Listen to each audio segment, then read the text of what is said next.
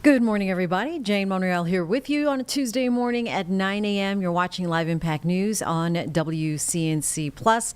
Let's see what your headlines are today. We are tracking cooler temperatures last week of August. That sounds pretty nice here as we've been dealing with some humid, sticky weather for the last little while. So welcome change for a lot of folks here in the Carolinas. And again, we are also remembering Humpy Wheeler, big name in motorsports, especially Charlotte Motor Speedway, as he certainly made an impact on the community. So his funeral services will be held later today at 11 o'clock at St. Gabriel Catholic Church in South Charlotte. And we do have a crew up in Chimney Rock. They are getting ready to take a tour of the latest with NCDOT as they're touring almost a year later after Helene. They've been slowly but surely picking up the pieces and getting back up to the glory that it once was pre-Helene. But let's get you started now with our Chris Mulcahy, now in studio. Good morning, Chris. Good morning to you. How are you doing? Doing well. You know, we're like 6 hours. I don't know, what time do you get up? About 1:30ish. Yeah, so we're 6 hours behind you as far as getting our day rolling. Yeah. No, But we're rolling now. We're rolling. You're rolling. We're See, here. that's good. Like Rolling right. in the deep. Yeah, right now Adele. I'm at the medium pace and I'm about to kick it into the sprint to do this. So let's Yes. go. Okay. So I first off, before I get into any graphics and stuff like that, how did it feel for you all this morning? Felt pretty good. Right? I think, right? Yeah. I mean, I took a quick walk outside. Oh, nice. But Yeah. it felt pretty good yesterday. Yeah, it did. And yesterday was the transition period. It'll be even drier by tomorrow. So that's my main point here is that now we have that much drier, more like fall-like air because temperature's still getting in the lower 80s. Now, right now, if you look at the quad box of these different cameras, some areas are a little bit brighter than others. But meanwhile, some are still dealing with some mostly cloudy to overcast skies. This is going to be the case and scenario today. That at times it could be cloudy. At times we could have mostly sunny skies. Meanwhile, most of the day is going to fluctuate anywhere between that mix of either more clouds and sun or more sun than clouds. So it's just an ever-changing sky, and that's the current setup that we have. So I don't like those days because it's really tough to say, hey, it's going to be cloudy at this point, sunny at this point. The sky is always changing, which isn't a bad thing. Current temperatures right now, 68 degrees for you along the Charlotte area, to heading 74 down into Union County, 68 degrees there. Still rocking 55 degrees up in the high country. And compared to just a day ago, 24 hours ago, it was actually 8 degrees warmer right around the Morganton area, 8 degrees warmer for you in Monroe, and a 6-degree difference for Lancaster and the Chirac area. So this is a big cool down. Sometimes it takes about 24 hours for the effects behind a cold front to take place, and that's exactly what's happened. Our bus stop forecast, that's outdated because I was, like you said, I was doing this much earlier. This is what we're talking about for today, though. 82 degrees for a high.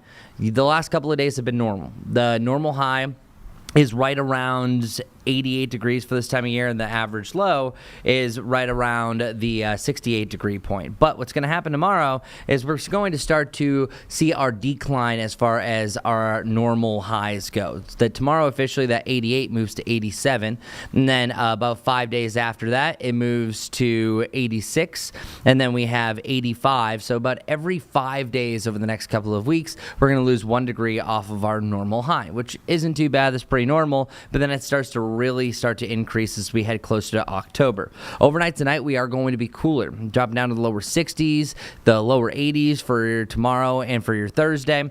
But if I were to pick one of these days, it would definitely be Wednesday. So I was mentioning on Friday, I was kind of in between what day I wanted to make pick of the week, but no, it is official because it's a graphic. Tomorrow, your Wednesday. Yeah, you got to believe all the graphics, right? It's 81 degrees with sunshine. Should be wonderful. Just as great feeling as what we have today. So just really spectacular. Even though it doesn't really feel like it should this time of year, we are not complaining whatsoever. As far as our dew points go, and dew points a big forecast about how we're going to feel. The higher it is, more humid it is, the lower it is.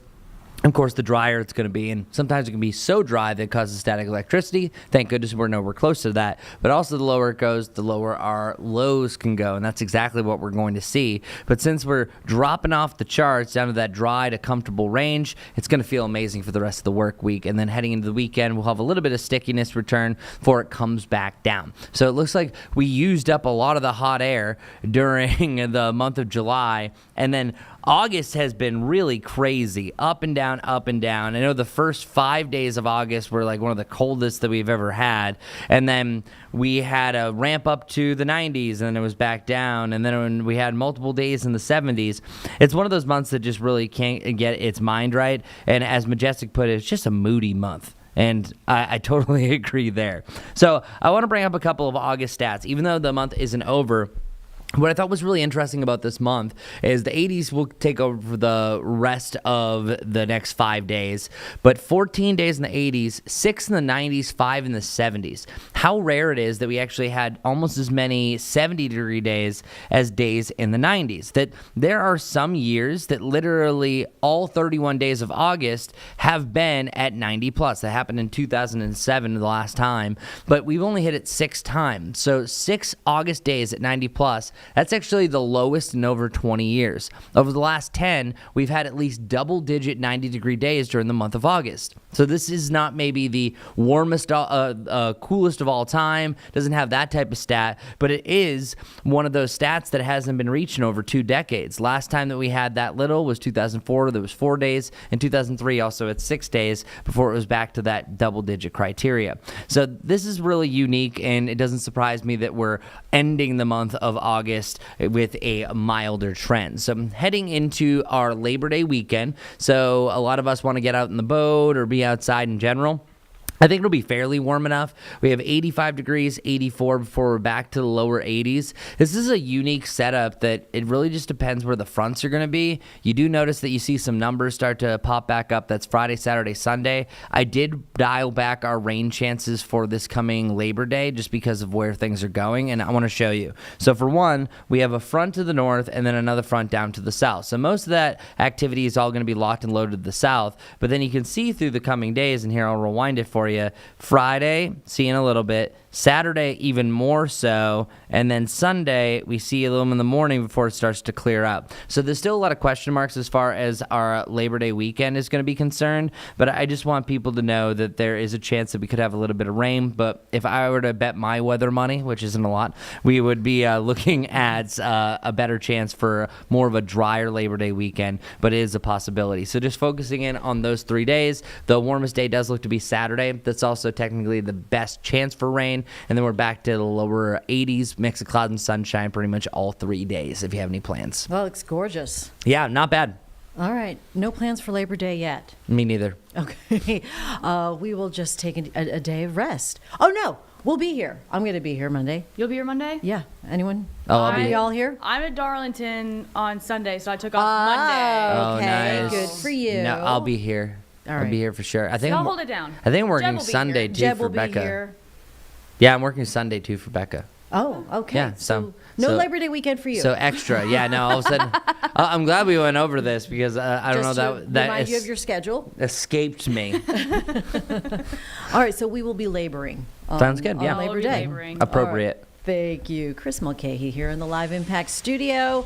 Right now, we want to get to a live press conference. This is with Secretary of Transportation Duffy. He is speaking live right now, and the purpose for his meeting is to announce a formal action plan against 3 states for what his team is calling for failing to enforce federal English language proficiency or ELP requirements for commercial motor vehicle drivers. Let's go ahead and listen in here on Live Impact News on WCNC Plus.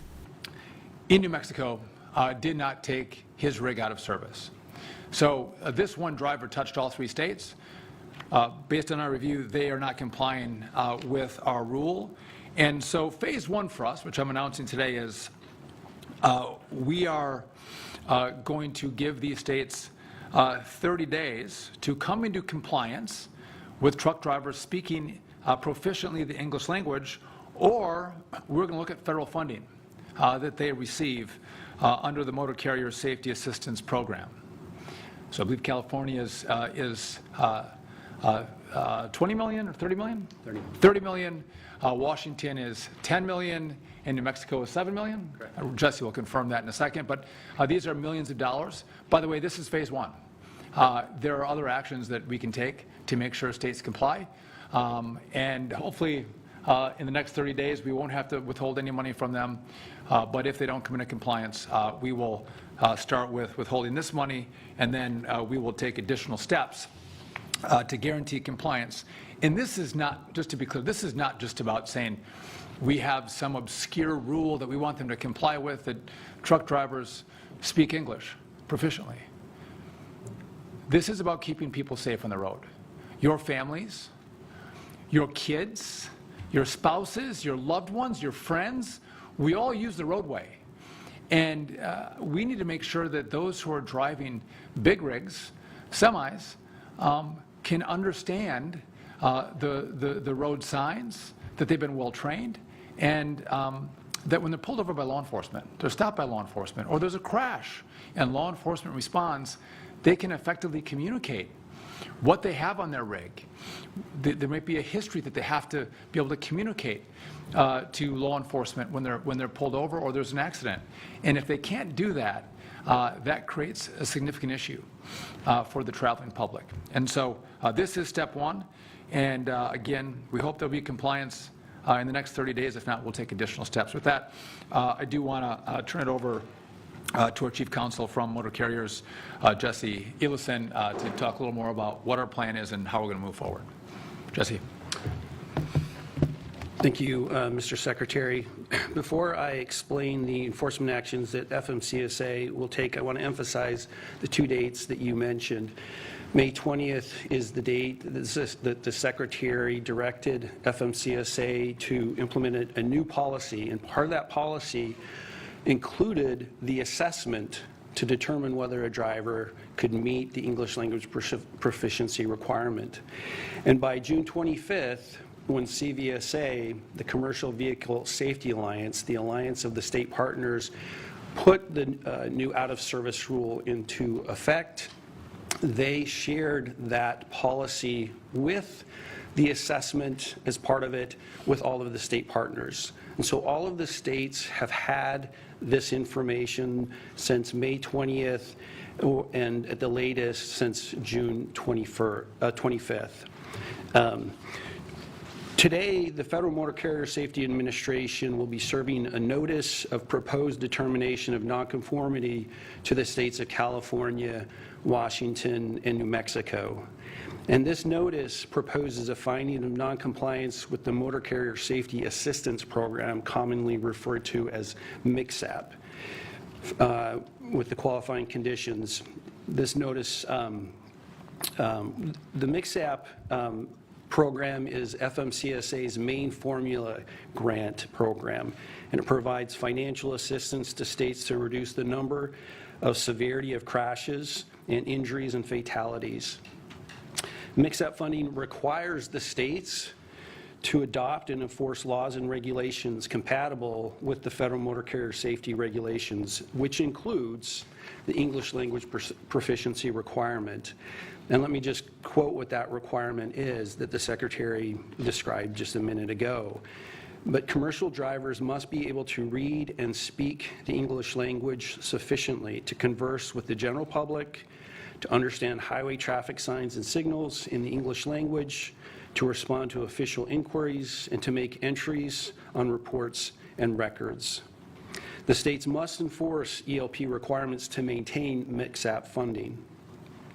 Even before the tragic accident in Florida, taking 3 lives, FMCSA reached out earlier this month to all of the state partners and asked a couple of questions. We were reviewing the enforcement data, and we wanted to know what your plan was, and if you did not have a plan, what actions you were taking to deprioritize your non-enforcement actions.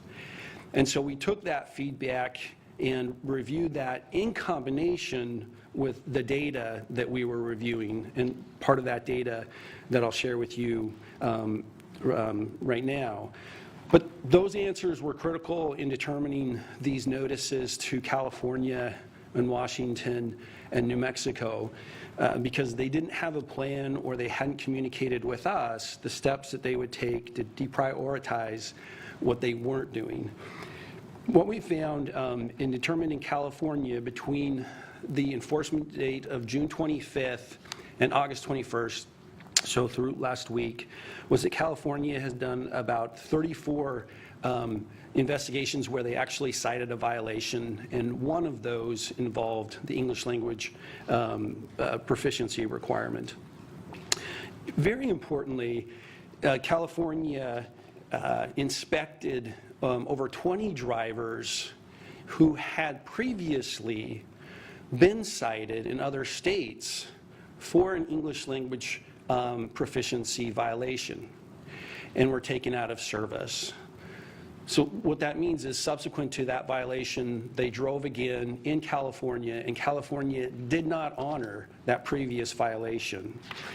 In Washington, there have been, over that time period from June 25th to August 21st, about just over 5,000 inspections that resulted in a violation, 6 of which did have the ELP requirement, 2 of which were not properly done within the commercial zones. But like California, Washington had at least 4 drivers come into their state who had previously been cited for an ELP requirement violation and put out of service. And they did not respect and honor that previous violation. In New Mexico, over that same time period from June 25th to August 21st, New Mexico has provided 0 violations out of over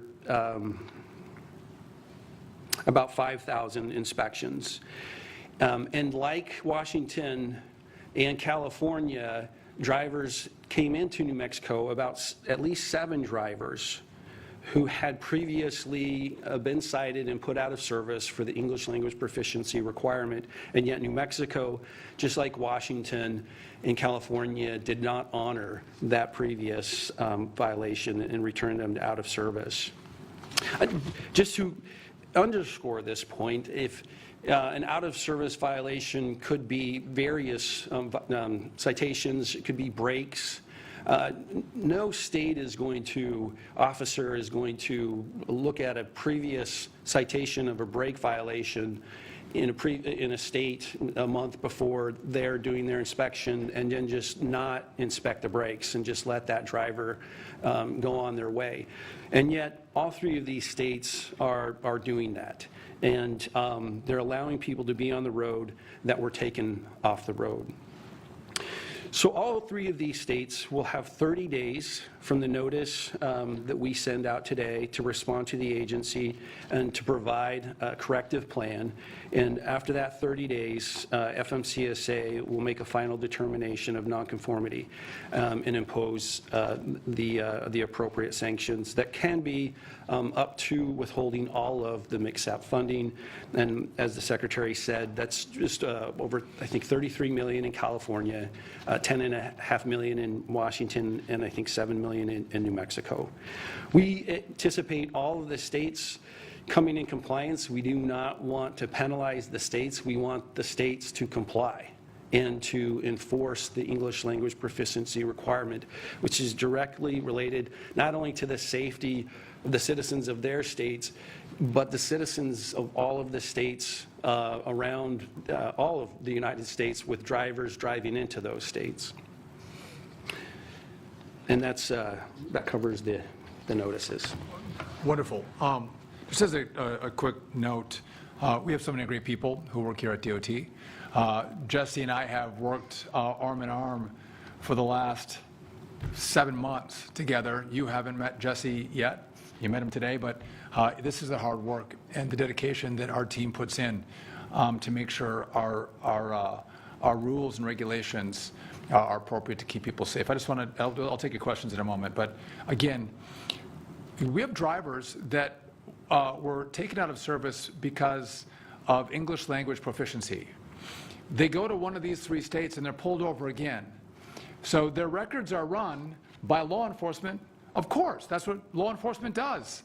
And so law enforcement in those states sees this is a flashing light. Listen, this person, this driver was taken out of service in a different state because they couldn't speak English. And what do? Nothing. They turn them loose, put them back on the road. We've also asked for plans from these 3 states to which they have not provided them, which has indicated to us that there has not been a willingness to comply with this rule. And so this is phase 1. We do want compliance. We don't want to take away money from states. But we will take money away and we'll take additional steps that get progressively more difficult for these states. There's a lot of great tools that we have here that we don't want to use. We just want to keep drivers safe, not in just red states. Americans drive in all states. And California, Washington, and New Mexico, Americans drive in, and they deserve to be safe in those states like in every other state. So with that, I will take a couple of your questions. Yes? I'm Pavan Achari with Politico. Reference that this announcement is phase 1. What are issues that the DOT would like to take to see this employed? So this is the only phase I want to take. And we're giving 30 days for compliance because I don't want to take away their money. I don't. I want them to get these resources. But if not, this will be phase 1. I'm not going to lay out all of the phases that we have, tools that we have to garner compliance, but we have wonderful tools that will make it very challenging for states to do business if they don't comply. And I have a follow-up. So 19 states in the District of Columbia currently don't consider immigration status when issuing commercial driver's licenses. Is DOT looking into ways to make those states consider immigration status when issuing commercial driver licenses, and if so, how? So You've been watching live right now. Secretary of Transportation Sean Duffy holding a live press conference there in Washington, D.C., announcing formal action against 3 states for failing to enforce CDL protocol for commercial motor vehicle drivers and not being able to speak English. Right now, we're going to take a quick 2-minute break here on Live Impact News on WCNC Plus. When we come back, we are going to continue remembering Humpy Wheeler for today's funeral. But let's take that break right now on Live Impact News.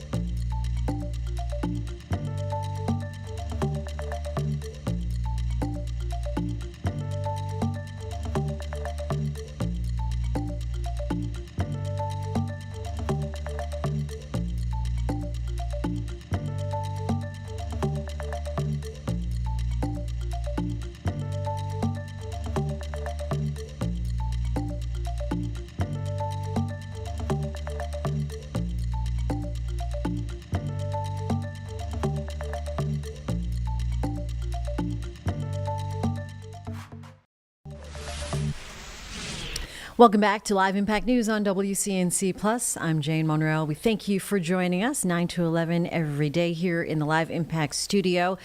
Today is the day where family, friends, and NASCAR lovers all across the world really saying their final goodbye to a legend, promoter Humpy Wheeler, and his legacy on motorsports and Charlotte Motor Speedway, and really NASCAR is giving a lot of people some food for thought, and hearts are heavy. WCNC Charlotte's Richard Devane shared this morning on our 8 o'clock stream on Live Impact News on WCNC Plus how fans are reacting and getting ready to give their last condolences. Good morning to you. Good Tuesday morning.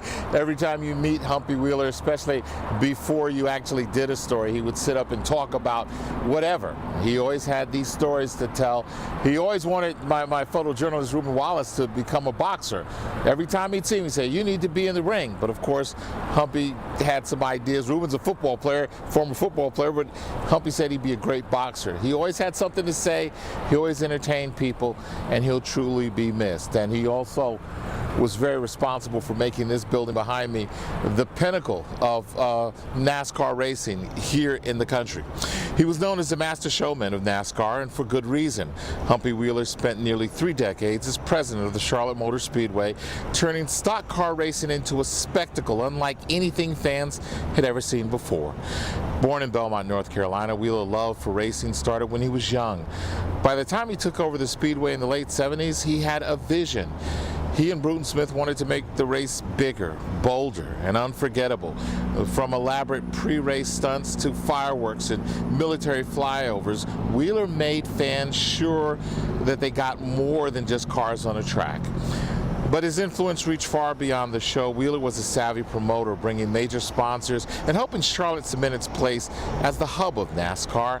His innovative spirit earned him the recognition in multiple halls of fame, including NASCAR's Landmark Award for his lasting contributions to the sport. In his own words, Humpy just knew how to give fans what they wanted.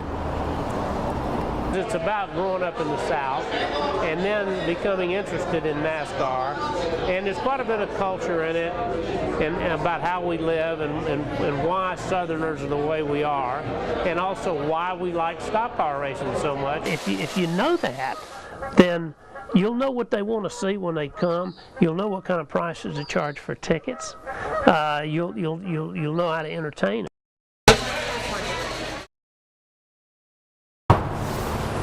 Yeah, and that service today starts at 11 at St. Gabriel's Catholic Church.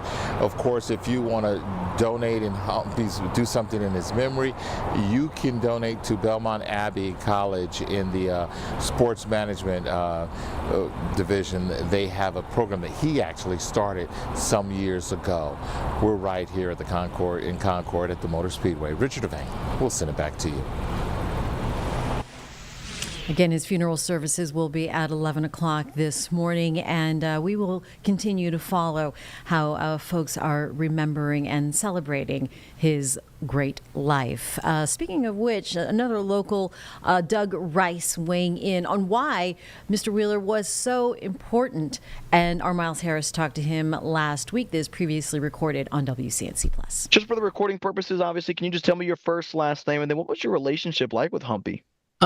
Doug Rice, and while Humpy was at Charlotte Motor Speedway, I was the president and lead anchor of the Performance Racing Network, which grew considerably from the time that I got there under his leadership until he left in 2008. I can give you one word to describe him. How would you describe him? Visionary. Humpy saw things, and then he saw what could come from things, and then he worked on making that happen. So whether you're a NASCAR fan or not, I feel like he just drew something in to get people to kind of come into the racetracks, kind of dive into really what that impact was like for him, from him. It was everything to him. It was everything for him to have the race experience be more than just coming out and watching a race, because you could do that anywhere. But if you came to Charlotte Motor Speedway to watch a race, you may see this act called Jimmy the Flying Greek, who was this crazy guy in a school bus leaping over 25 cars and crashing into a ball of flame. You might see the invasion of Grenada on the infield with the Army and the Air Force in a combined operation. Or you might see Barnum and Bailey's circus walk through the infield. He knew that people inherently needed to be entertained more than just the race. Now, racing was wonderfully important to Humpy, but he also appreciated, I think, that fans would remember if we gave them a little something else. He often used this phrase, "We bring Technicolor to black and white lives." And I believe that. I think that was a big part of his motivating factor, was the fact that we could brighten up people's lives by adding a little bit of extra spice to the sauce. Talk to me about... And right now it is 9:30. Thanks for joining us here on Live Impact News on WCNC Plus. If you want to see the rest of Miles' interview with Doug Rice, that is available on our WCNC app and the website. As we look ahead to the 2026 Winter Olympics in Milan Cortina, which you will be able to watch right here on WCNC Charlotte, we are reminded of the Olympic spirit of perseverance and one of the most decorated gymnasts in history, Shandon Miller, a 7-time Olympic medalist for Team USA, at the age of 33, faced her toughest routine yet, really, battling ovarian cancer. Got a sneak peek there. Joining Miss Miller is Dr. David O'Malley, Director of Gynecologic Oncology at The Ohio State University. Thanks, guys, for joining us this morning here on Live Impact News. Thank you for having us today. Thanks, Jane. Shannon, you've inspired so many. I remember watching you in the Magnificent Seven. Amazing to see you today. How did your ovarian cancer diagnosis change your perspective on strength and resilience? I would say that fighting cancer is the hardest thing that I've ever had to do, physically, mentally, emotionally. And yet, I think as I talk with other survivors, we kind of feel that you never really know how strong you can be until you just have to. Not a physical strength, but that inner strength that helps you take that next forward step. Yeah, I mean, amazing. And your athletic training and mindset obviously helped you approach your cancer treatment differently, right?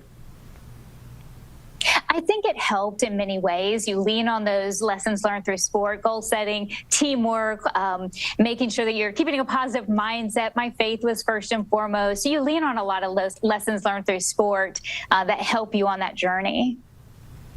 Dr. O'Malley, what exactly is biomarker testing, and why is this important for patients with ovarian cancer?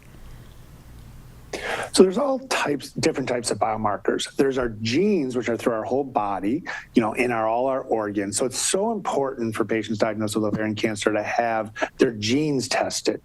But also now we can test the tumor or the cancer, looking for these specific areas that we can target.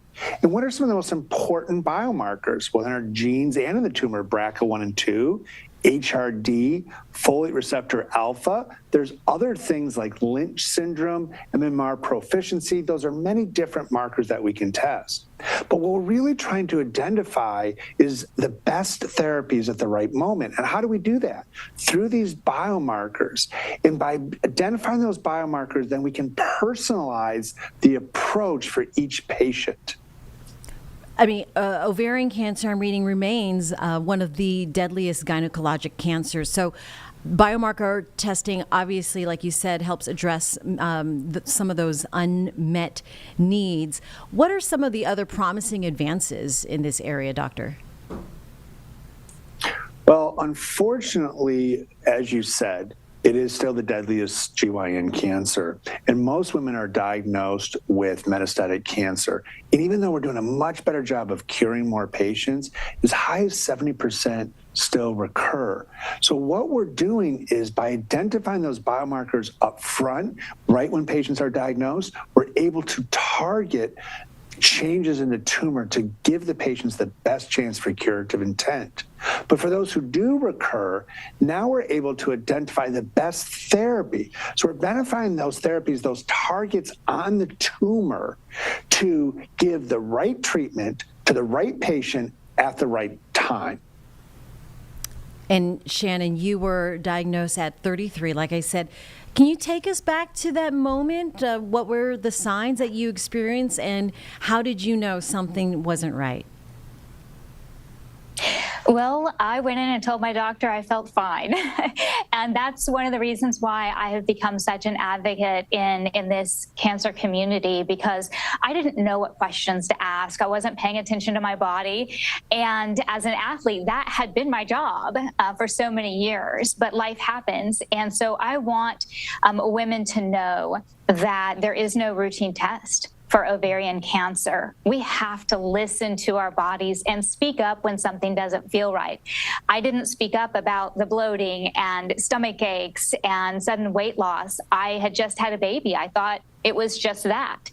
And so we have to speak up when something doesn't feel right, advocate for ourselves. And that's why we're here in partnership with AbbVie, to really encourage women with ovarian cancer to ask about every tool available. I want women to know that you're not alone in this fight. There is so much support available. Find your team. Ask questions, and know that there is strength in seeking that support. And I just was overwhelmed with the support and the hope that other survivors had offered me. And so I want to share that with others. I mean, we are some of our experiences, bad and good, trial and tribulation and celebrations. Your experience, how has that shaped you now as a professional, as with your speaking engagements? I think for me, it has made me aware of appreciating every moment and every day, finding the joy even during the tough times and the tough days, and continuing to reach out with gratitude for others who are going through something similar.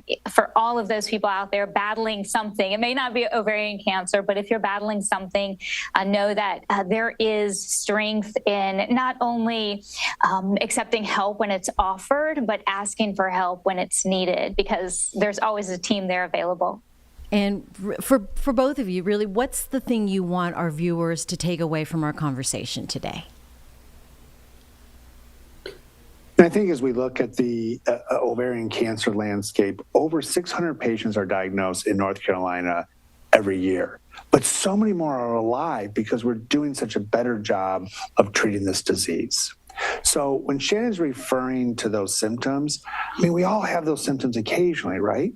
So how do we identify those that are worrisome, persisting more days than not, and getting worse? Shannon and I had a conversation earlier today. If she starts having symptoms more than 2 weeks, that's something she lets her doctor know, and I think that's a really good rule. Now, if you want to learn more about biomarkers, there's a great website, biomarkerboost.com, to get more information. So if you are a patient or your family members have been diagnosed with ovarian cancer, please make sure they're testing for these biomarkers. If you want more resources, utilize the website to get more information. Very good. And Shannon? I would only add that information is power. As a patient, I didn't always feel comfortable speaking up until my care team specifically said, please speak up, tell us what's going on, ask all your questions, because they want to know so that they can help. So never be afraid to advocate for yourself. All right, very good. Shannon Miller and Dr. David O'Malley, thank you for sharing your experience, your journey, Shannon, and for gracing us with conversation. It's an amazing privilege to talk to an Olympian. And Dr. David O'Malley, great information, and it's promising and encouraging with all of the biomarker and advances in medicine and technology. So appreciate the convo this morning. Thank you so much. Thank you, Jane. Thank you for having us and taking on this important topic. We really appreciate it. Absolutely. Yes. Thank you, guys. All right. Take care. And here on Live Impact News on WCNC Plus, we will take a quick 2-minute break and be right back with more important news headlines, as well as live press conferences and important discussions like we had with Shannon. We'll be right back.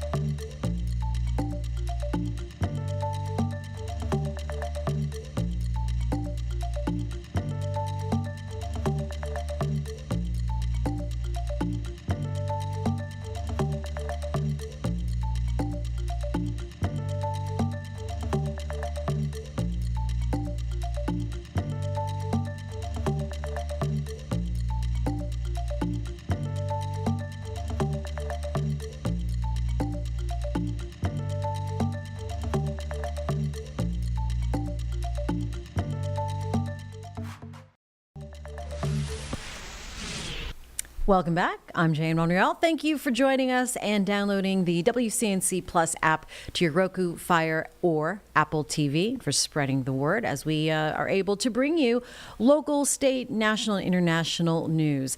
Something that has happened across the country affecting us here in the Carolinas, a bit of a localized story because last weekend, if you didn't hear, the Hispanic Heritage Festival was canceled. The founder found that it was a tough call, but something that he had to do, and his reasons for it, concern for potential ICE enforcement or involvement in the festival, and that putting some concern for attendees to a huge festival. But he did speak to our Nick Sturdivant yesterday on WCNC Plus about the decision to cancel it. A really good conversation that was previously recorded. If you missed it yesterday afternoon, here it is on WCNC Plus. And we want to come back here home. We want to talk about a topic that we touched on our morning show. You probably saw it late last week, and you probably saw our next guest who's in studio on your TV screen here on WCNC Charlotte, WCNC Plus, Rick Herrera. So he's the co-founder of the Hispanic Heritage Festival, and he got a chance to talk with one of our reporters, Richard Devane, about the festival being canceled and the reasons behind it. You've probably seen it in different places. You probably heard about it. I saw the story. You can catch that story right now on our digital platforms, but I thought it was important to bring in Rick here on the stream. And before we get into that, again, Rick is the co-founder of the Hispanic Heritage Festival of the Carolinas. Before we get into the festival, we had a unique conversation about Charlotte. We did. You're from Charlotte. I asked my guests from time to time because we meet people, we have people on who have been in Charlotte maybe 5 years, maybe 10 years, maybe 20 years, but people are relatively new to the area. You grew up here in Charlotte. Yeah. Nick, first of all, thanks for having me. And it was a great conversation, just how Charlotte has grown. But yeah, I've been here since I'm 54. I've been here since I was 8 years old. So certainly a lot of changes, a lot of growth in our community. I've seen the development of this beautiful city. I really have, and it's been wonderful to see it grow and myself grow along with it. You grew up along South Boulevard? I did. Yeah. We used to go to Queens Park. Used to be the movie theater to go to, not the AMC's, and now it's the railroad that you have there. Yeah. But that was our movie theater. So we lived right there. It was Sloan Street, Hollis Road. Very diverse community at that time. Vietnamese, Black, South Americans, white. It was a combination. It was a combination, and just the memory of how fun it was living in those times. Before we get to the festival and why it was canceled, I do want to ask, how has the city changed? I know physically things have grown, but culturally, how has it changed in your time here, growing up here, and now being a voice here, being a leader here? How has it changed? It's changed dramatically, like I said. But the most important thing that has not changed is that Southern charm, that Southern hospitality. And as a Latino, growing up here and having friends here and seeing so many different industries like roofing, landscaping, that are done a lot of it by our Latino workers, right? And to see them grow as well, to see them make this country and this city part of their everyday life, planting their roots here. You miss home, but this is home to us. This is home. And like I said, just being here, meeting just different people's different walk of lives, it's a melting pot. Charlotte is beautiful. Charlotte's a beautiful city. Yeah, Carlene's gonna get sick of me. I'd say I'm from High Point.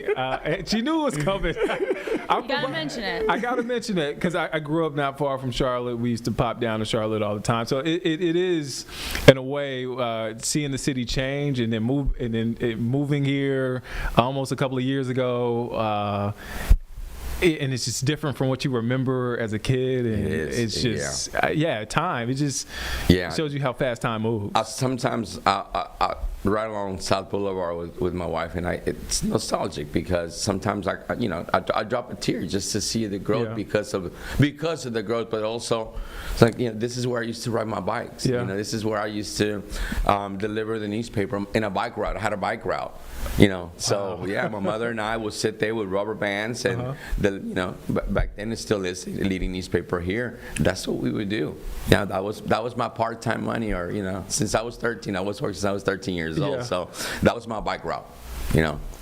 Handling and putting the rubber bands and your hands being all just from the ink, and then you go and deliver. So kind of a Leave It to Beaver moment, or the last stuff in my era. I was about to say Leave It to Beaver. Okay, let's get into it. 2022, correct me if I'm wrong, you start the Hispanic Heritage Festival. We did. Why 2022? Why start it then? I guess, where did you get the idea from? The festival is in September. That's Hispanic Heritage Month. But what prompted you to start the festival? Yeah, I mean, there's been many festivals that have started here in the community, and I've been lucky enough to either be part of their growth as a co-founder or from the inception of different festivals. And there are many wonderful festivals throughout our community, in the Charlotte and surrounding areas, Gastonia as well. And some of the festivals cater just to a particular community, like a Colombian festival, or Ecuadorian festival, or Peruvian. Ours is a combination of kind of a little bit of everything. And mind you, those festivals are great because not only Ecuadorians show up, or Colombians, or Peruvians, Venezuelans. So it's a melting pot that supports that. We can call it a little bit of a cultural movement, right? And the idea is just, hey, how do we honor or celebrate Hispanic Heritage Month? Because it includes everyone. The islanders that sometimes are forgotten, which are the Cubans, the Dominicans, the Puerto Ricans, right? Yeah. So we wanted to be inclusive of everyone, or try to be inclusive of everyone. And remember that around that time, that was COVID, post-COVID. So the idea was basically people, and just seeing, hey, can we try to do something that includes everyone? And not only that, but can we do something to where our name could be highlighted, not as Latinos, but as our name as members of this community, right? And we thought, why not try to do something downtown? Right, because some of the festivals are in other parts of the city, but something downtown. And last year was wonderful because we ended it with fireworks. So you try to do a little bit better, right, and kind of somewhat mimic what other great festivals have done, and try to bring a little bit of culture down to the downtown area as well, or a little bit more Latino flavor. Yeah, and it is at Truist Field, right? It is at Truist Field. Yes. For those who have never been to the festival, what is that like? Because I've read thousands of people. Yeah. Show up, and I'm sure it's a lot to wrap your hands around, organizing it. But the night of that festival, what is that like for you? That's a great question because the great thing is that 10 to 11,000 people show up in one day. Yeah, it's massive in the aspect of the logistics and the organization, and everything starts weeks prior and all of that. But the fun part, like you said, is not only being able to see the representation culturally, musically, food-wise, right, through the festival, but at nighttime it ends up being a concert. Yeah. It ends up being a concert for the community, not just the Latino community, because we have great artists. I think the first year we bought Grammy award-winning Elvis Crespo, and then Gente de Zona does a lot with Mark Anthony, big artists, right? Okay. Huge artists. So it ends up being like a concert. So it's funny because you'll see people that come during the day, and some will stay at night. Some will just come at night just for the concert. So, a little bit for everybody. Yeah, a little bit for everybody. Correct, the kids as well. So yeah. But you decided to cancel it this year. I read, and again, correct me if I'm wrong, I read that you started thinking about this months ago, canceling it. Why? And I understand. I don't want to sound naive, and obviously the elephant in the room concerning ICE, right? Yeah. But where did you get to the point where you said, hey, this is a thought to, okay, I'm going to go ahead and cancel it? Yeah. When things hit home, you act differently because it hits home. So when you have personal friends that have been affected directly by that, then you see the news, because you never think it's going to get to you. You always just, I know it's out there, the flu, it's out there. This is out there. But when it hits home, that's when your defensive mode comes up, because it's just a defense mechanism. So for me was that. For me was saying, okay, if it's hitting home, how are others dealing with this in the community? So we started just asking some questions, and hey, we got a lot of calls too about the festival. You guys, what are you looking to do? Are you still going to hold it? Because we hadn't done any marketing for it, right? Because we were just thinking, what do we do? And I think you have to ask your question, that question, which is, you want to be profitable, or do you really want to, kind of face with what reality is? And that reality is what's happening in the immigration scenario right now. The immigration climate is hot. It's hot. You can't deny it. You can't deny it. And this is not a political stance for us. It's just more of a safety stand for us. What do I mean by that is, when you have a large mass of groups, 10 to 11,000, to me, it would have been an invitation for people who did not want there. So you do something like that massive, that we're well known for. It's an invitation for perhaps, or the opportunity for someone to come and say, you know what, we're going to set up camp here, and that's not what we want. We wanted to make sure that our community was safe, our vendors were safe, and our name, reputation goes a long way. Did you get any negative feedback when you decided to cancel? Because there are other events slated to happen. Within the Hispanic culture, there are more events slated to happen later this year. They're coming, and I work with some of these festivals, and I wish them the best. I really do. For us, it was just that. Downtown, when you look at the logistics, how the streets are downtown, no exit, even though Choice is a private venue, they have been wonderful to us, and they have worked with us and certainly understand what negative comments, obviously you're going to get that, right? And but for the most part have been thank yous. And it's most unfortunate this is happening, but it's to us is I couldn't sleep knowing that one person or one family got divided because we decided to hold an event. To me, that wasn't worth it. How have you handled this mentally? Because you've done press, you're doing another interview right now about it. You're constantly thinking about it. It's constantly on your mind. How have you been able to handle this mentally? It's been tough. I can only imagine you driving through town and all your paperwork is right. But things do happen. And what do I mean by that? So many cases to where people have been pulled over and there's no questions asked. It's get in here and then we're gonna figure this out later because you match a certain description. And that's what's happening. Let's not sugarcoat it. That's what's happening. So with me, I have a plan. Something happens, I have to have a plan. So again, when it hits home, that's when you start retweaking things and thinking, hey, maybe I need to look at this. And that's what we did. That's what we started doing as a family as well. And it's mentally draining, but you still have to go on. So I can only imagine, and I've seen our community, I see my community, when I pulled up right next to them and say hello, the look and the fear in their eyes, you could see it. You could see it, and it's heartbreaking, to see that. Have any other festival organizers reached out as far as advice on what they should do? Has that been a conversation? No, I have not spoken with them, but I'm sure they do an amazing job. They do an amazing job. The other festivals do an amazing job. I've been around longer than us as well. And I'm sure that they're taking safety measures as well.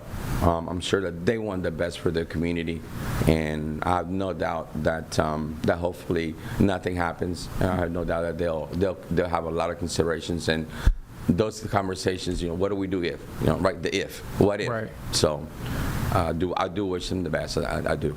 2026. What does that look like? Oh my goodness. Do we have a festival in 2026? Yeah, I mean that's. So 2026 is right around the corner, right? Yeah, Do we it is, start really, planning? And that's what we're doing. So we're starting to plan for 2026. And the question is, will it happen? And the best answer I can give you is, I hope so. Yeah. I hope so. I hope so. I can't see the future. I don't know what's a year from now the temperature will be like. Would it be, is the immigration temperature going to be hotter? Is it going to fizzle out, or is it going to remain? Now, I will tell you this, if it stays the same, it might be a conversation that we may not do it again. Right. You know? Yeah. Because if it's important enough for 1 year, why is it not important next year to me? Yeah, it's a lot of money that people want to come out and stuff, but again, that's not worth it to me. It's not. Safety for my community comes first to me, to us. Rick, before I get you out of here, what does the rest of this year look like? What does 2026 look like for you personally, aside from the festival, aside from all that comes with it, if there will be a festival or not in 2026? What does this look like, the rest of the year 2026 look like for you? I hope it ends up being the year that it's been, well, maybe less stressful. Maybe less stressful. I wish it was less stressful. So all I can maybe best summarize that as I've not taken a vacation in a couple of years, so maybe hopefully I can go to the mountains and kind of relax. Yeah. That would be my ultimate goal, if I could do something personally just to get away for a little bit and maybe a few days and relax and get away from all the stuff that's going around, right? Yeah. And but I appreciate the question and appreciate the time here with y'all. It's important for people that have never known, about the festival canceling or never knew that the festival existed. If I can invite them to visit our social media platforms at Hispanic Heritage Festivals of the Carolinas, then they could probably see or keep in touch if you wanted to come to the event and see what we bring to the community. We'd love to have you. A vacation doesn't sound bad, Carlene. It doesn't sound bad at all, Rick. I completely understand. Rick, thank you for taking time to be here. It was a pleasure talking to you about it. Again, that's Rick Herrera, founder of the Hispanic Heritage Festival. All right, we appreciate Rick Herrera's conversation, a candid one at that, with our Nick Sturtevant here on WCNC+. Right now, we are taking a quick 2-minute break as we approach 10 o'clock this morning on Live Impact News on WCNC+. Thanks for staying with us. We'll be right back.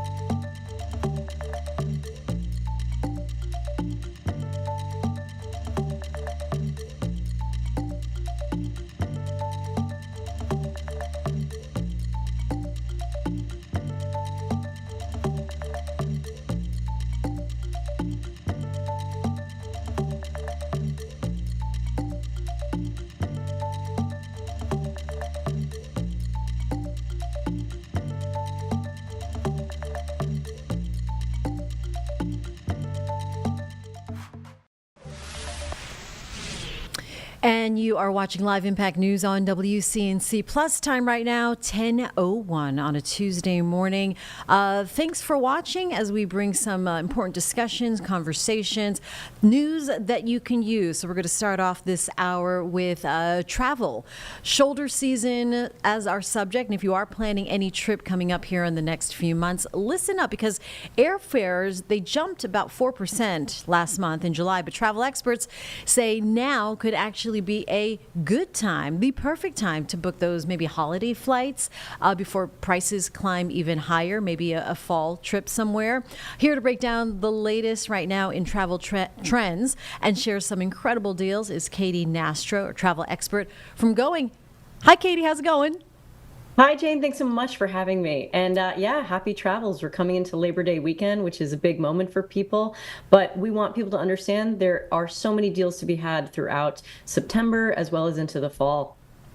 I mean, I just got back from a huge trip, so, you know, I'm done. I'm pretty much tapped out. But let's go ahead and take care of our friends out there watching here on Live Impact News. Let's start with the bigger picture. Airfares went up last month, but you're saying it is actually a good time to book. Explain that. Yeah, look, you know, this summer we've actually seen people sort of hesitate with those bigger ticket trips, and we've seen a lot of last minute booking. So we did see average price of airfare jump in the last CPI about 4%, but we want people to understand it is still roughly 20% lower from those peaks in June of 2022 when it felt like airfare was at its absolute highest. And we're coming into a shoulder season, and if people aren't really familiar with it, what a shoulder season is, it's in between sort of a peak, the summer, as well as a low period that's sort of coming after the winter holidays. So it sits right in between two seasons. And it's a really great time to not only get away for the affordability, you're not going to see those sticker shock prices that you do in the summer, but also fewer people tend to travel. You just said yourself, you took your big trip.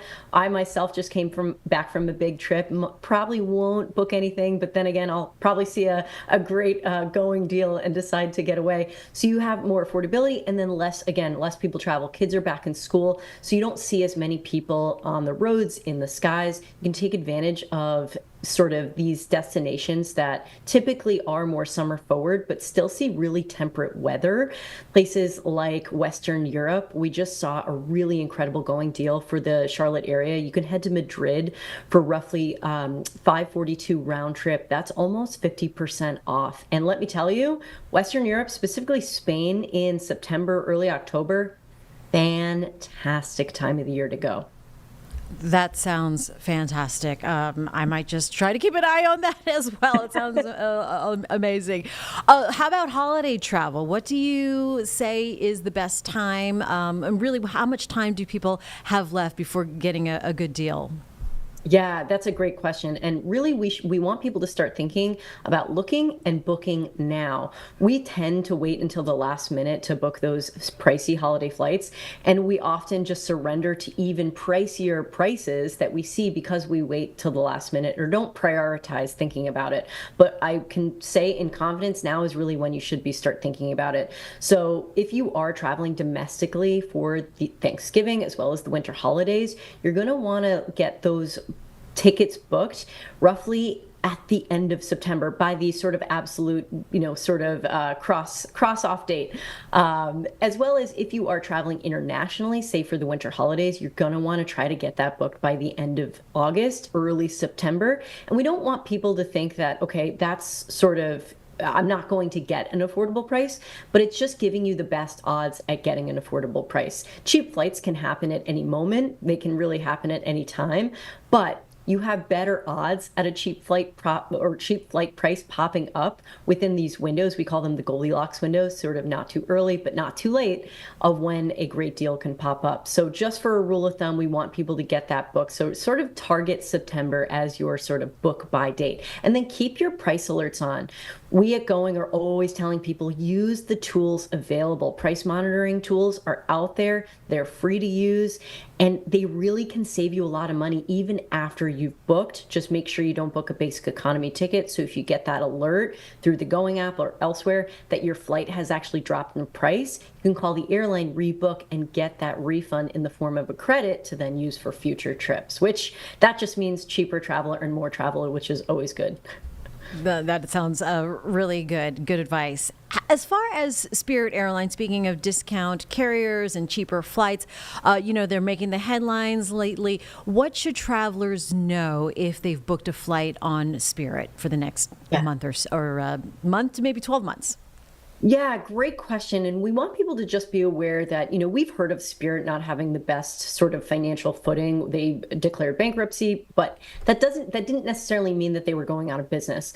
Now, fast forward for, right now in our sort of landscape of travel, because of that sort of slower summer, specifically for domestic travel, Spirit is really not in an even better financial place than they thought they would be a few months ago. And so they're looking at ways that they can sort of save cash, looking at opportunities to raise funds. And so we want people to really be aware that they're signaling that things aren't good. So take this time period, if you are looking to book with them for the winter holidays, let that be sort of a last sort of standpoint to, or a last sort of period of when you can book with confidence with them, because the future is a little too murky and we don't want people ending up booking with them for 2026. So maybe you take a trip in February if you're having sort of a family vacation for February holidays. You want to just word to the wise, caution there. So sort of look at the winter holidays, Thanksgiving, as a safer time period to book with them, but anything sort of 6 months beyond, 4 to 6 months beyond that, we would just ask word of caution, maybe look at other routes and on other airlines. Speaking of 2026, I can't believe you guys are already talking about booking trips for summer of 2026. I like this, planning way ahead. Something to look forward to. What should families know? Yeah, we talk about the Goldilocks windows, and that's really the best opportunity for you to get a great price on those peak time periods like the summer. And I think a lot of people are thinking that, oh, I just finished summer, Matt, I need to start booking my summer trips. And while it's good to get an idea of where you want to head to next summer, we want people to not book too early. So airlines roughly put out schedules like roughly 12 to 11 months in advance. So we want people to start looking for their summer trips, roughly start 10 months out if you are booking internationally. If you're booking domestically, it's pretty early to start booking because airlines don't need to put out those sort of best bargain prices right at the get-go. They have an opportunity to wait a while and let the market fluctuate. So we don't want people to book summer domestic trips too far out. But if you are considering, say, traveling in June for next summer, a big international trip, which early June is a great time of the year to target international trips before the really busy peak time of summer. Now would be a great time to start looking and set up those flight alerts, start monitoring prices so you can get an understanding of what those fares are looking like for next year. If our viewers want to start finding these deals, what would you say right now, next few months, are the top 3 trips for booking cheap flights? Top 3, well, that is a pretty subjective question. I think a lot of people are still going to look at Western Europe specifically. That has topped our list of most searched destinations, places like London, Rome, Greece. These are all locations that people are continually searching for and looking to prioritize for summer months because it really is a magical time of the year to be over there. However, it is also one of the priciest times to be over there. So we do want people to get in their routine and the habit of starting to look now. If you are targeting next summer, September, also a great time to start looking for next summer, according to our Goldilocks windows, which is roughly 4 to 10 months out for planning and booking your summer trip to give you the best opportunity at getting a great price. As well as Japan. Japan has topped many lists in terms of international most searched destinations. It's actually our most searched destination according to Going Data for the fall, which it is a spectacular time of the year. I know you said you already had that big trip, but maybe people didn't get away for the summer. They didn't book that big summer trip because, inflation is still very much a part of our day-to-day. And even though airfare spiked up a little bit, it is still very much affordable, and we're seeing some incredible prices. We actually just saw a flight from the Charlotte area just under roughly $800, $798 to head to Tokyo for this fall.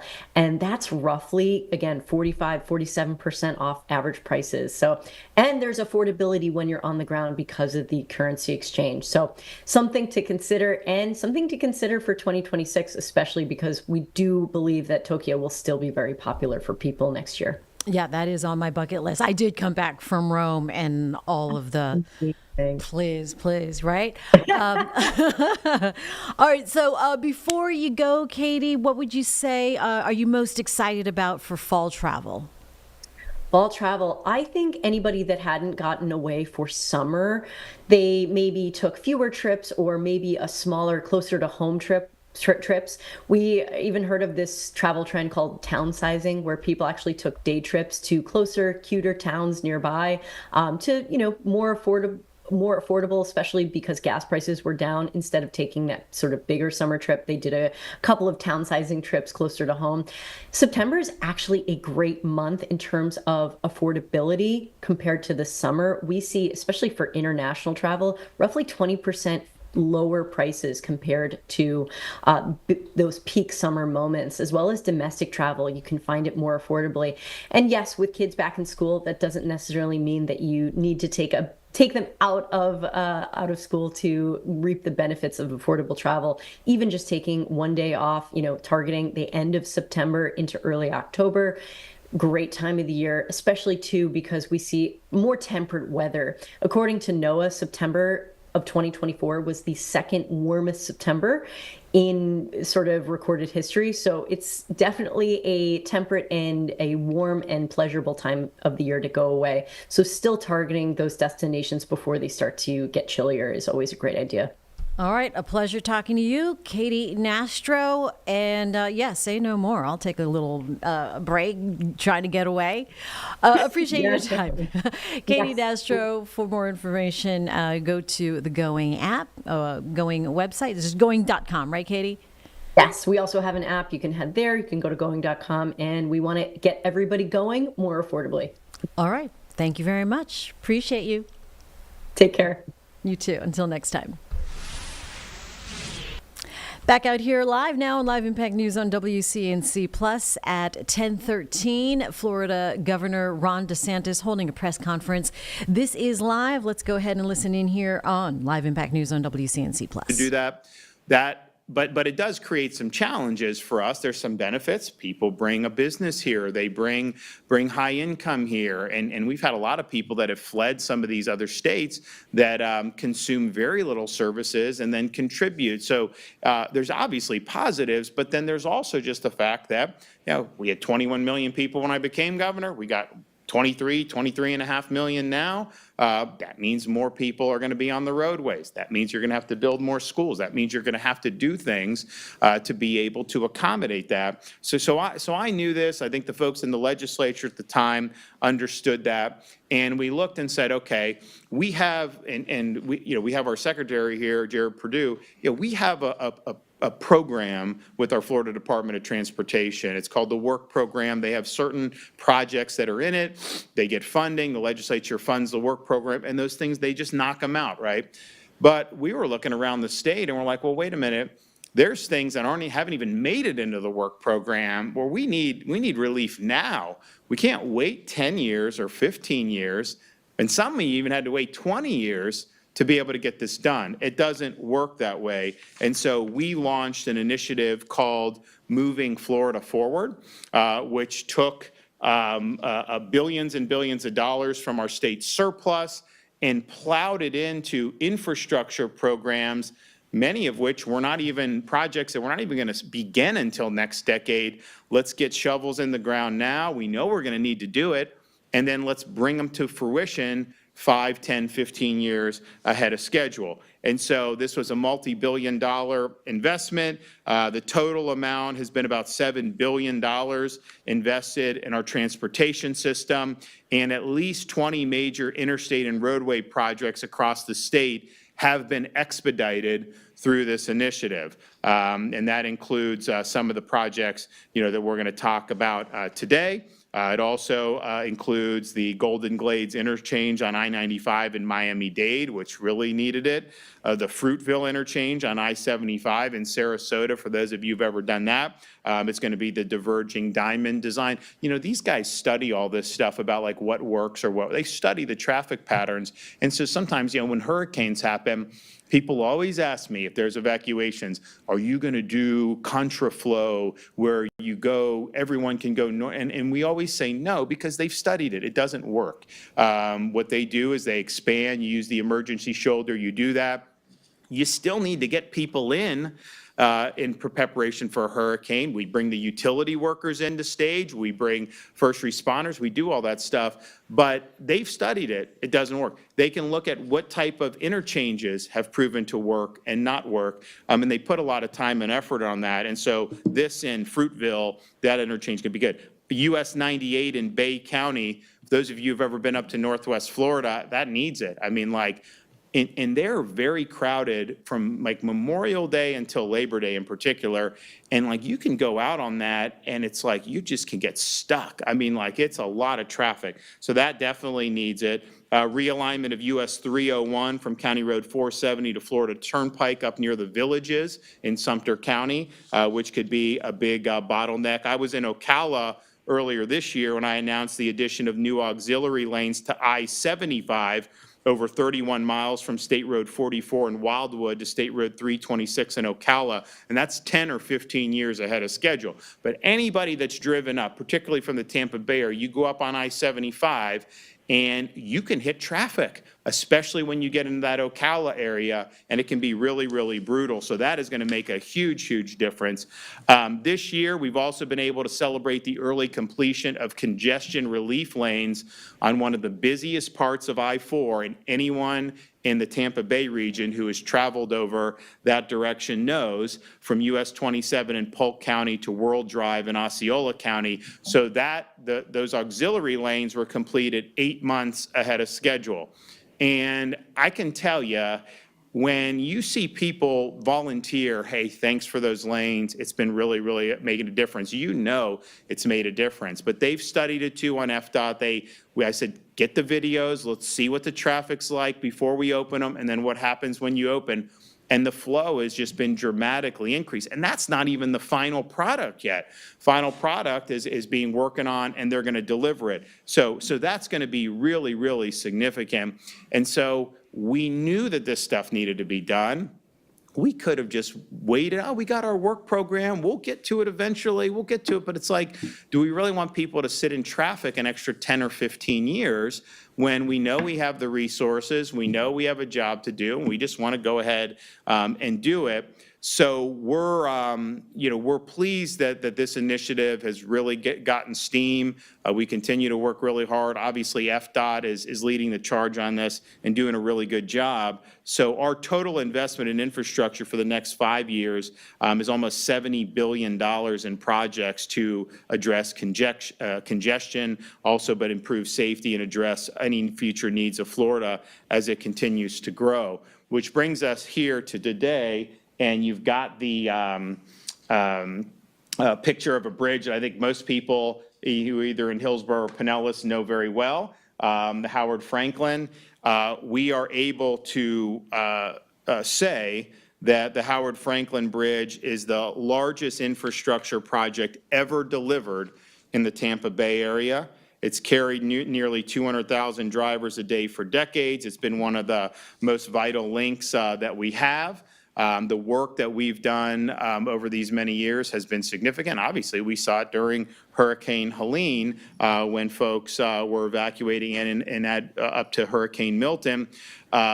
what's happening on this and behind us here, we will end up delivering a modern bridge that will increase capacity by 50%, that will strengthen hurricane routes and improve the safe and efficient movement of people and goods across Tampa Bay.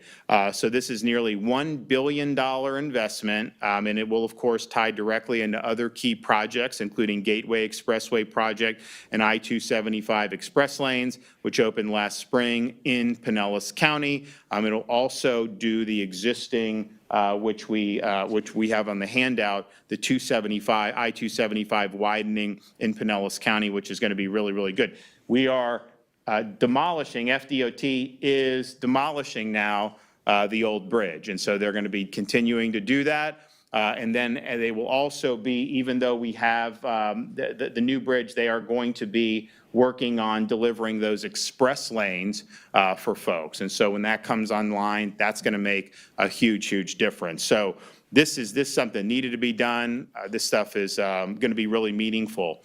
We're also able to announce that we are breaking ground on the I-275 expansion, which is one of the largest moving Florida forward projects in the region. Hundreds of millions of dollars are going into this.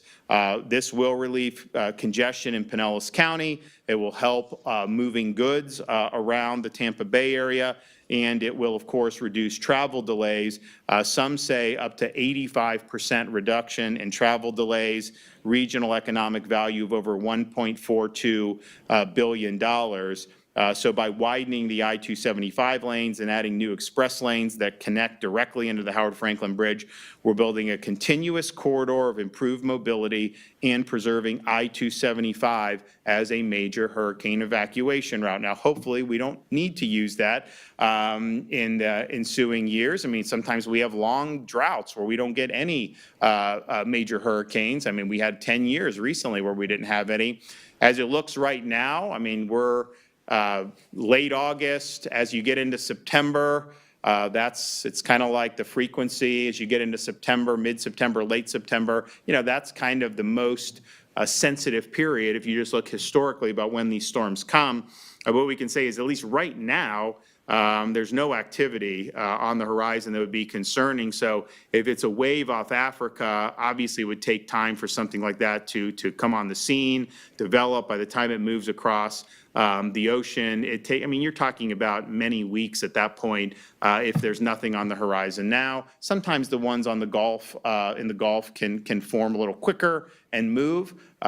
Fortunately, we don't see anything now. We're ready. Everybody should be ready. You now have universal disaster preparedness supplies tax-free, regardless of time period. So go ahead and buy whatever you need to buy, and hopefully that they just sit there in the wrapper and you don't use them now. But we're prepared for it. But so far it's been relatively uneventful. Now, I would also caution people. I remember in 22, everyone was saying, because they always say it's going to be the worst hurricane season ever. Like literally every year I've been going, the worst, right? And it was like almost nothing in 2022. And so we get into September, and people are starting to notice this. And then we kind of get like, okay, into that second week of September. And then we hit the midpoint of September. Then people are more vocal about it, like, this hurricane season's nothing, everyone's fine. And then you had Hurricane Ian, right? I mean, so like it only takes one. So hopefully we don't need to use for hurricane routes, but I do think when these moving Florida projects are done, between 275, what we're doing on 75, and you don't need to evacuate that far, but some people do. Some people may have family in southern Georgia. They say, hey, I'm just going to go up and stay with them. Some people may want to go other places. That is going to make a really big difference. And so these are the successes and the progress that we are able to talk about today, both the Howard Franklin Bridge as well as the I-275 expansion in Pinellas County are really, really significant. And I can tell you that 275, that was not even on the radar to be done had we not done moving Florida forward. So that's going to be delivered way earlier than anyone would have been able to do if we had just done kind of the normal processes that's done. So I want to thank Jared Perdue. I want to thank everybody that's been involved with this. We're gonna keep working. Obviously, we got to do the permanent I-4 over there in Polk and Osceola counties, which is going to be very exciting for a lot of people. You know, there's traffic and then there's kind of traffic. I think rush hour traffic kind of is what it is, and you work to be able to mitigate that. But you've got some spots like in Champions Gate, like in Polk on I-4, where you could be driving like any time, and all of a sudden you could just be in standstill. That has been really alleviated well with what we've done on these temporary lanes, but that has always been a problem spot. So that is, I mean, we're really excited to be able to, what we've done, I know people have appreciated it, but then what we're going to be able to deliver going forward is going to be really, really amazing for people. And then this stuff in the Tampa Bay region, this is important. I mean, this is quality of life. This is economic growth. This is everything you want to be seeing. And I'm happy that we had the foresight. I'm happy the legislature saw the need to do this, to get that money in place, and to get moving with it. So, Jared, you want to come up and talk a little bit about these projects?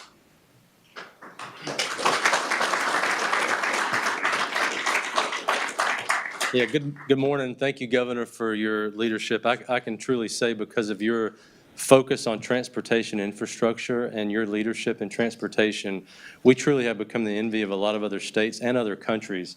We have some of the best transportation infrastructure in the world, and we're continuing to expand and improve on that quality every single day. I'm excited to be here today to highlight one, Howard Franklin Bridge, which is the largest project that we've ever done in this region, $1 billion project, really important connection between Tampa and St. Pete communities. And the team has worked really diligently.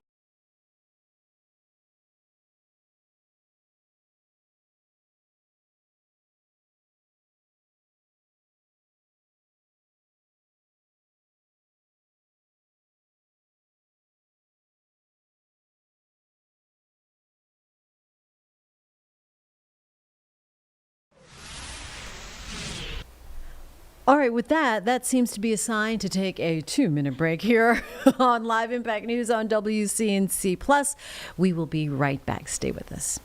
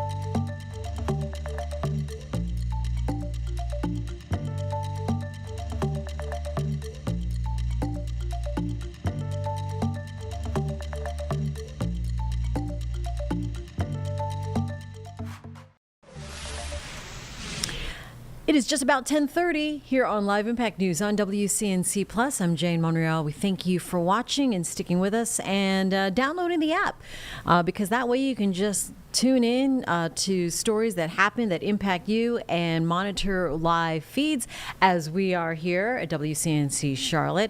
That press conference with Florida Governor Ron DeSantis still happening live out of Tampa, Florida. Let's go back to it on Live Impact News on WCNC Plus. Talk about those congestion relief lanes. They have literally cut people's travel time in half. So if you were in rush hour on Friday afternoon, usually it would have taken you anywhere from 2.5 to 3 hours to get from Orlando to Tampa. It has cut that in half. Now it's an hour and 15, hour and a half. This is a remarkable improvement. It's been an emotional experience for those that are using it, which brings me to the next point here with the Moving Florida Forward project, I-275. It connects directly to the Howard Franklin Bridge project limits. So it's going to take the capacity improvements that are being provided by the new Howard Franklin Bridge, and it's going to extend those another 7.5 miles into Pinellas County. Don't know when that project would have been funded without the governor's Moving Florida Forward initiative. So we're extremely excited about that, and we are already under contract. So we've already gone through procurement. We're already under contract. We're going to be breaking ground soon. And no pressure to the district secretary here in the room, but I'm confident he's going to finish early and under budget. So we'll see how that goes. So with regards to infrastructure, I mean, you know, this transportation infrastructure that we're delivering has a huge impact on the economy. The infrastructure we have in Florida is one of the catalysts for why we can continue to grow and also maintain the quality of life of all of our residents. And it truly is the envy of the world. So thank you, Governor, for your leadership. Okay.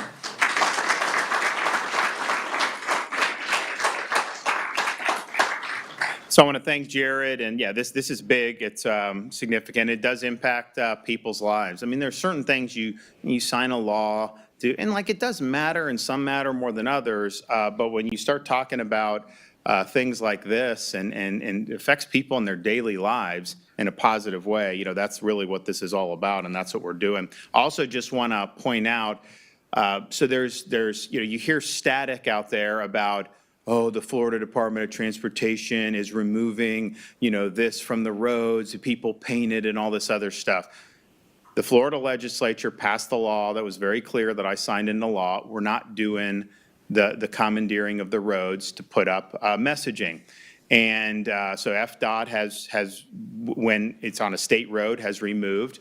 They put out guidance earlier this summer to make it clear to everybody what the expectations are. Local governments are required to mimic the state standard, and I know some of them think that they don't have to follow that, but this is all very clear in law. And interestingly, it doesn't usually get as much reported. Most of this stuff I mean, they had to remove a Back the Blue. They had to remove some of these other things. And so it spans different things, but we've made the policy decision in Florida, you know, we're not going to use the roads for that purpose. The roads are there for either pedestrians to cross or cars to go, and that's what it's going to be.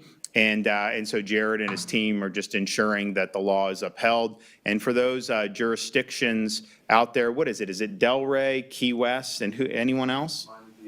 Those three, you know, it's like they think that they should just be a law unto themselves. Well, you know, we have remedies in the law to be able to make sure that people are following what their elected representatives have enacted. And so Jared and his team will do that. I don't know why you'd want to try to make a scene over it, but just understand this has been done across the state, and it's been done, you know, regardless of the messaging that's been used. Okay, do we have any questions? Yes, Governor DeSantis, Harbinger Singh, the man accused of causing last week's fatal traffic crash in Florida, was in the country illegally.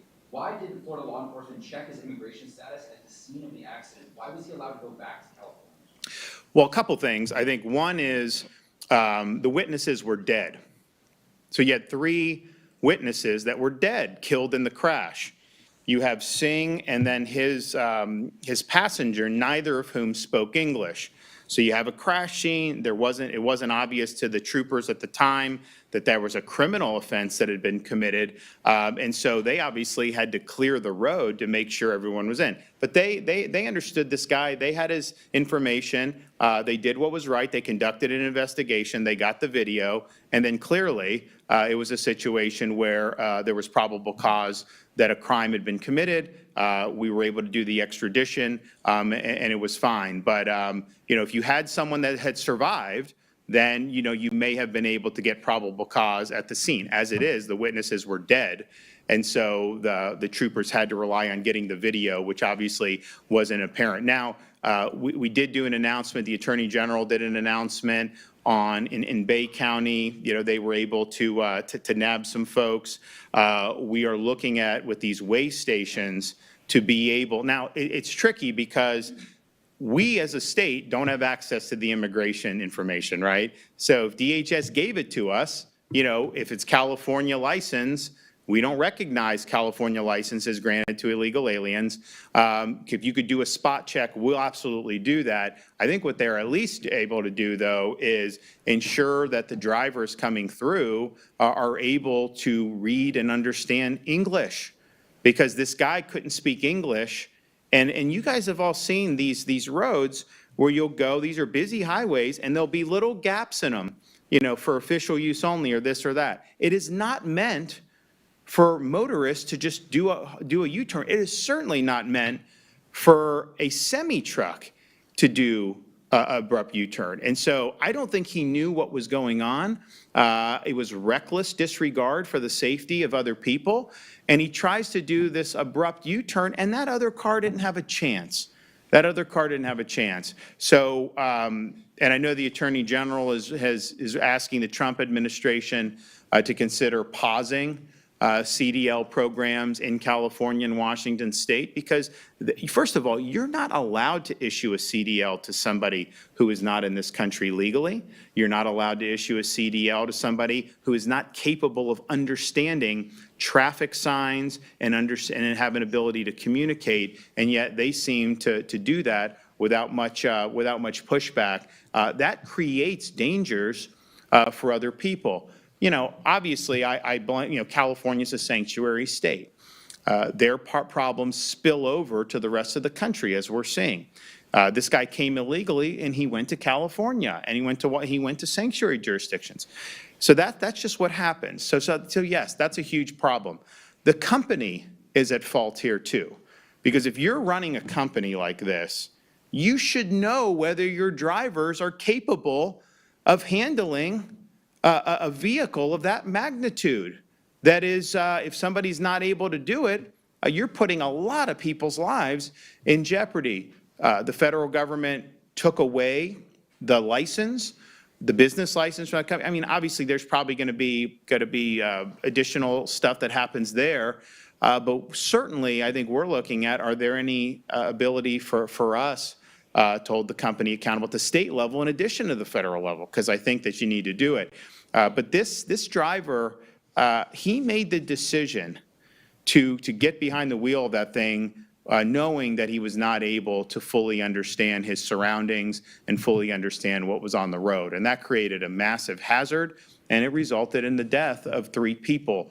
I was asked the other day, like, oh, there's a bunch of people like in foreign countries that are signing a thing to say basically, go lenient on him, like he didn't intend, to kill these folks. Well, I was like, well, he intended to get behind the wheel knowing that he didn't have the full capacity to be able to handle that vehicle. He was driving it around knowing that he was not well situated to do that. He attempted a very reckless U-turn with a massive truck, knowing how very dangerous that is.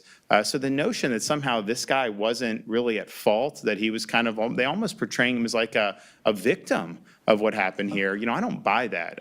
This guy knew what he was doing, and did he intend to do a clean U-turn and not run into anybody or have anyone run into him? Yeah, that was probably the intent, but the reality is it was a reckless disregard for the safety of others to do what he did, and it's an avoidable tragedy, is what it is. Hey, Governor, we've had a number of parents reach out to us, obviously, about the rural situation. About the what? I'm sorry? Okay. They're upset because their kids just finished helping paint murals for this crosswalks project near their schools, and the parents that FDOT gave them Planning Innovation of the Year, and now something that they raised money for and the kids helped paint are now getting stripped away that they just finished months ago. What do you say to these? Do you want to talk about that specific issue? Yeah, go ahead. Yes, thank you. So basically, anything that was previously permitted or installed or awarded, anything you can bring up from the past essentially is irrelevant now, because we have a new law and we have a new standard, and we're simply implementing that standard, and it's across the board. Pavement art is not allowed, and we're removing everything that's not compliant with state, federal standards, and that's the approach that we're taking. We did an inventory of more than 400 locations across the state, and it's all kinds of art. And so, this is one of those locations that's part of that. And, as we continue to implement this, we're going to be working with our local government partners. Yeah, but I do think it's important to point out that, there was a law that was enacted.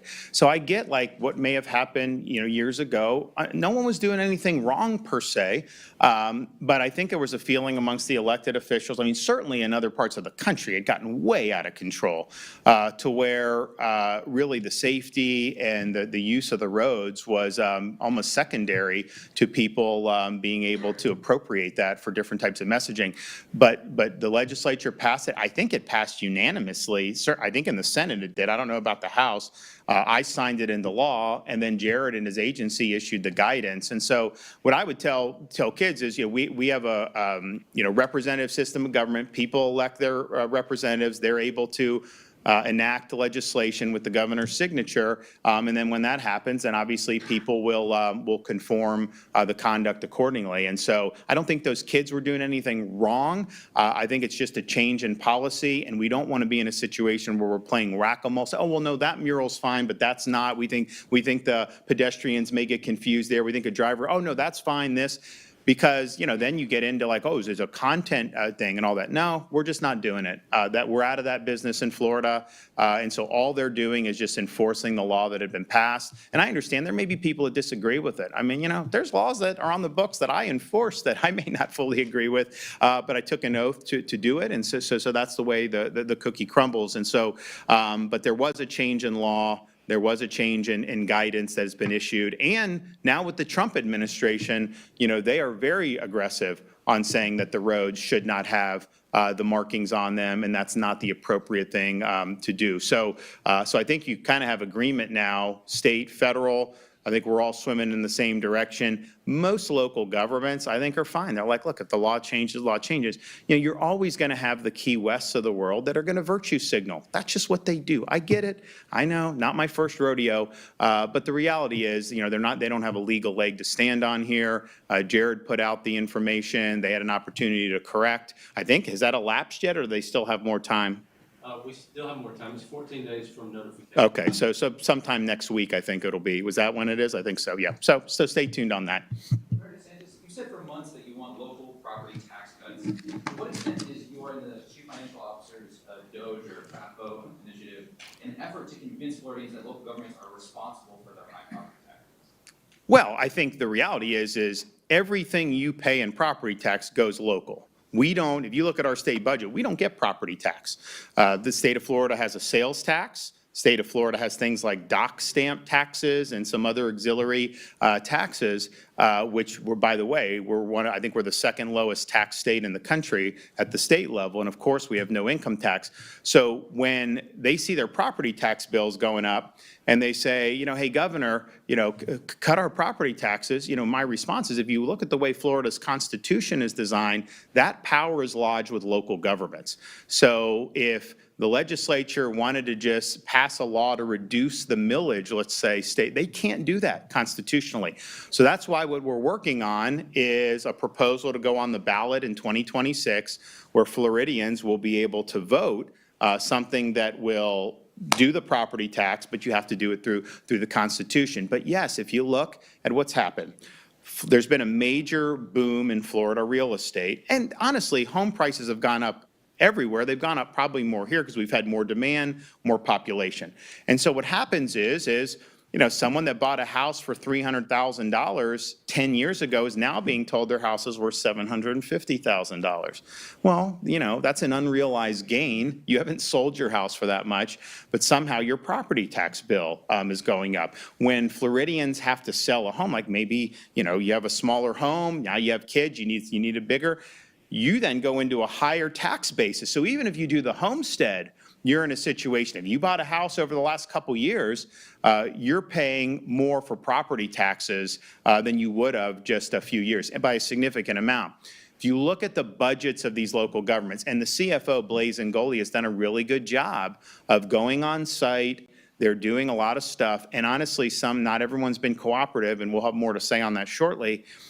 And showing, okay, wait a minute, Broward County, even though Florida's had a lot of population growth, Broward since 2020 has not had any net population growth. And yet their budget's gone up like 60%. And so you ask yourself, well, why? What is that? And why is it going up? Because people buy homes, it's a gusher of revenue that's going into the coffers. And so rather than returning that money to the taxpayers, they've basically been spending it. So what I think taxpayers want is, okay, local government, we want education, 100%. We want law enforcement and fire and other first responders, some of the water infrastructure, 100%. But we don't need some of the stuff that's been spent money on. And that's the purpose of these audits and these overviews, to be able to show taxpayers, that yes, it can be done. My position, and we're working on the concrete proposal, is twofold. One, if you're a Florida resident and you have a primary residence here, your homesteaded property, I think you should be able to own that free and clear of the government. I don't think that the government should be able to just tax you infinitum. And yes, it hurts senior citizens who are on fixed income, but it also hurts young families to try to get ahead by constantly getting hit up. And we're in a unique situation where that's a minority of the property tax revenue that goes to local governments. Probably about a third is homestead. The rest is either non-homestead or commercial. And so if you just return budgets to where they were 4 or 5 years ago, I think that would probably be enough as it is. But we have tourists coming. We have a lot of opportunities. Some of these rural counties may not have that. And I said I'm willing to help backfill their revenue from the state coffers, because it's not that much revenue. But like the Tampa Bay area, Miami, all these places, like you have people that are paying taxes who aren't residents here. Literally, you can shift the tax burden to people that can't. I mean, local government can shift more to people that can't even vote them out of office. Like how? That's what you want. You don't want the people that vote to not have to pay, and then the people that are just visiting or snowbirds to be able to do it. So I think it's definitely doable. I also think, though, if you are going to have for investment properties or snowbirds or commercial properties or whatever taxing is being done there, now I think that revenue should only be able to use for things like education, police, fire, and some of the water things. I don't think that they should be able, even a snowbird, to tax that and use it on some of these extraneous stuff. So let's say we want to do everything everyone agrees on, we'll do that. But rather than grow budget in other areas, I would rather that be for the property tax, for you guys not to do the property tax on the homesteaded properties. And I'll tell you, we're the only state that can probably pull this off, given the structure of our economy, you remember, and part of this is political, President Trump comes in and kind of the media is like, oh, no one wants to come to America. Like literally, I was being given reports saying no one's coming anymore and foreign tourism is tanked. And maybe that was true in other parts. Maybe there has been a drop. I can tell you in Florida, we just had in the most recent quarter, we had the best quarter ever that we've had for the second quarter of any year. We had massive numbers of Canadians coming in. Remember they said the Canadians aren't coming in? No, they're coming in. As a kid that grew up in Dunedin, I just remember in February and March, I'd see more Ontario license plates than I would see Florida plates, because they're all there to watch the Blue Jays in spring training. So we have this. We have people that are doing, and then you also have another issue that is kind of under the surface that I think a lot of voters are concerned about, because we've never had a situation where home prices are more out of whack from median household income. So if you look at the median household income in the United States is probably something, between $75,000 and $85,000. The median home price is well over $400,000. So to be able to afford the median home in the United States right now, you would need to be making like $130,000. So that's not sustainable. Something's going to give on that. And I think people see, hey, it's expensive, it's hard, especially for young people who are just starting out. I mean, I remember when Casey and I got married, we got married the market had tanked, the real estate market. So we got married in 2009. We bought a home, and honestly, that was the bottom of the market. And so we were able, I was a lieutenant in the Navy. It wasn't like I was living high on the hog. She was she's successful doing what she was doing with TV. But we were able to do that. If we were starting out today, me being in the Navy and her doing what she was doing, I don't think we would have been able to afford even a modest, this was like an 1,800 square foot house, 3 bedroom, 2 bath, 3 bedroom, 3 bath, like whatever. It was nice, but I mean, it was not like extravagant. There's no way we'd be able to afford that. And so I think people look and they say, okay, what is driving this? Well, part of it is just the COVID fiscal policies and the Fed printing money has inflated things, which makes it difficult for a lot of people. But then a lot of people say, well, wait a minute. Is BlackRock going in and buying these neighborhoods? And so they can afford to buy the homes and then they just rent it out to people. And so are we going to become like a nation of renters? And I saw a very troubling statistic the other day. There are more would-be home buyers that are over the age of 70 in the United States than under the age of 30. So that's telling me like these young kids, they're not even in the game. And I think it's because it's not affordable. So you have this situation, and some people say, well, companies should not be able to buy homes. That's difficult to do legislatively because, you may have a small business that has 2 or 3 homes and they may do stuff like that. It's not all BlackRock, but I'll tell you, if you say your personal homesteaded residence can't be subject to property tax, but the investors could still be subject to property tax, what does that do? That basically puts a thumb on the scale in favor of traditional home ownership. That is going to make it better for people and ultimately, I think, more desirable to be a homeowner rather than necessarily to be an investor. So I think there's a whole host of issues that are wrapped around in this. But the one thing we control, we don't control the price of your home. We don't control the insurance market. These are things that have market forces. Now, there's things that we can do to make things more attractive here or there on the margins, but ultimately, those are private decision making. Taxes is purely government.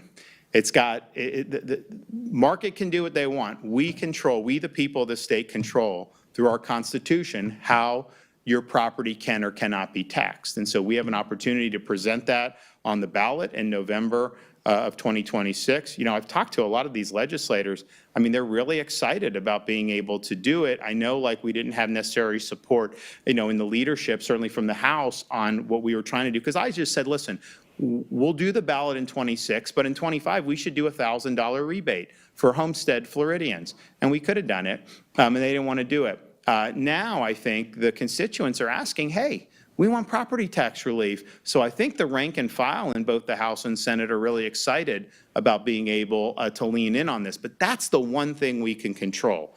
So we can't manipulate the housing prices. That is obviously, that goes up and down. And when so not only do you have a gap between median income and home prices, I think probably have to go back right before 2008. You have way more sellers than buyers right now. So if you go back 3 years ago, certainly in Florida in the COVID rush, there were way more buyers than sellers. I mean, literally, I'd be talking to people, someone would just knock on their door and say, hey, I want to buy your house. Here's cash. Do it. Because people were fleeing California.